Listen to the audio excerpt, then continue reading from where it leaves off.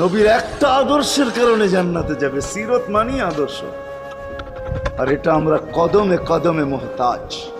কেননা এই ছোট জীবনটা যদি গ্রহণযোগ্যতা পর্যন্ত পৌঁছাইতে হয় আল্লাহর কাছে, চাই নারী হই, চাই যুবক হই, চাই বৃদ্ধ হই, যেই মানুষই হই না কেন, যেখানেরই হই না কেন, যেই বাসারই হই না কেন, যেই বর্ণেরই হই না কেন, যেই পেশারই হই না কেন, যেই সোসাইটিরই হই না কেন, এই জীবনটাকে যদি গ্রহণযোগ্যতা পর্যন্ত পৌঁছাইতে হয় কার কাছে? দুনিয়া আলাদের কাছে না, মালিকের কাছে, যিনি এক ফোঁটা পানির থেকে অস্তিত্ব দিয়েছেন, যার কাছে আবার আমাদেরকে ফিরা যেতে হবে।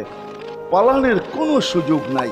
এই জন্যই কোরআন আমাদেরকে বোঝায় আইনাল মাফার। আল্লাহ বলতেছে কোথায় ভাগবে তুমি, বলো কোথায় ভাগবে? কবির কথাই সত্য, যদিও নাকি পালাও তুমি আকাশেতে লাগিয়ে সিঁড়ি, সিঁড়ি লাগাও যদি আকাশ